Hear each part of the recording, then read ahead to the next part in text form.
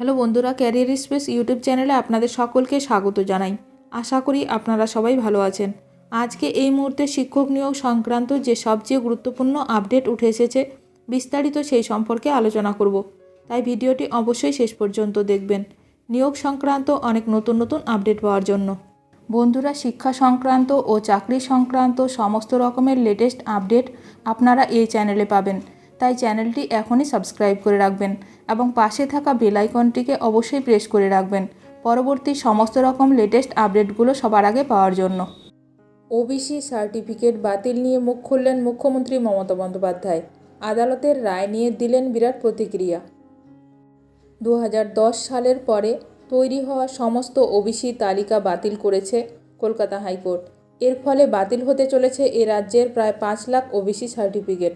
আদালত জানিয়েছে 2010 সালের আগের ঘোষিত ওবিসি শ্রেণীভুক্ত ব্যক্তিদের শংসাপত্র বৈধ, তবে 2010 সালের পরে ওবিসি সংরক্ষণের কারণে যারা চাকরি পেয়েছেন বা নিয়োগ প্রক্রিয়ার মধ্যে রয়েছেন তাদের চাকরি বহাল থাকবে। West Bengal backward class commission act 1993 অনুযায়ী ওবিসিদের নতুন তালিকা তৈরি করতে হবে। সেই তালিকা বিধানসভায় পেশ করে চূড়ান্ত অনুমোদন নিতে হবে। 2010 সালের আগে যে গোষ্ঠীগুলিকে ওবিসি শ্রেণীভুক্ত বলে ঘোষণা করা হয়েছিল সেগুলি বৈধ থাকছে। এই নিয়ে তীব্র প্রতিক্রিয়া দিলেন রাজ্যের মুখ্যমন্ত্রী মমতা বন্দ্যোপাধ্যায়। খড়দহে নির্বাচনী জনসভা থেকে এই ইস্যুতে গর্জে উঠে কলকাতা হাইকোর্টের রায়ের তীব্র সমালোচনা করে তিনি স্পষ্ট জানালেন, আদালতের রায় মানেন না, ওবিসি সংরক্ষণ যেমন চলছে তেমনই চলবে। এদিন তৃণমূল প্রার্থী সৌগত রায়ের সমর্থনে খড়দহে জনসভা করেন মুখ্যমন্ত্রী মমতা বন্দ্যোপাধ্যায়। সেই মঞ্চ থেকেই বিজেপিকে আক্রমণ করে মুখ্যমন্ত্রী মমতা বন্দ্যোপাধ্যায় বলেন, বদমাইশগুলো এজেন্সিকে দিয়ে কাজ করাচ্ছে। আজও এক মামলার রায় বেরিয়েছে, সেই রায় মানি না।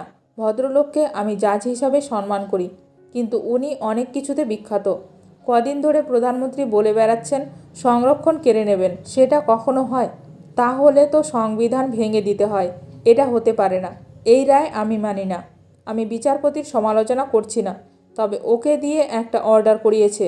যে রায় দিয়েছেন, যেই দিয়ে থাকুন, আমরা সেই রায় মানি না। এটা বিজেপির রায়। ওবিসি রিজার্ভেশন চলবে। 2010 সালের পরে ওবিসি সংরক্ষণের কারণে যারা চাকরি পেয়েছেন বা নিয়োগ প্রক্রিয়ার মধ্যে রয়েছেন তাদের চাকরি বহাল থাকবে। এই বিষয়ে মুখ্যমন্ত্রী মমতা বন্দ্যোপাধ্যায়ের বার্তা, কাউকে দিয়ে একটা অর্ডার করিয়েছে, যদিও তার রায় আমি মানি না। 26,000 শিক্ষককে যখন বাতিল করা হয়েছিল তখনও আমি বলেছিলাম ওদের রায় আমরা মানি না। তেমনই বলছি আজকে, যে রায় দিয়েছেন, যেই দিয়ে থাকুন, নাম বলবো না, জাজমেন্ট নিয়ে বলা যায় বিজেপির রায় এটা, আমরা মানব না। ওবিসি সংরক্ষণ চলবে। কোর্টে কখনো ভাগাভাগি হয় না, দেশে কখনো ভাগাভাগি হয় না। এটা একটা কলঙ্কিত অধ্যায়। মুখ্যমন্ত্রী মমতা বন্দ্যোপাধ্যায় জানান, ওবিসি সংরক্ষণ তার সরকার আইন মেনেই করেছিল। তার কথায় আমরা সমীক্ষা করেছিলাম। উপেন বিশ্বাস চেয়ারম্যান ছিলেন। কোর্টে তখনও কেস হয়েছিল, বিজেপি হেরে গেছিল। এবারও তাই হবে। সরকারের অধিকার কেড়ে নেবেন, তা হবে না। যতদূর যেতে হবে যাব। এই রায় মানছি না, মানব না। আইনে বিভেদ হয় না।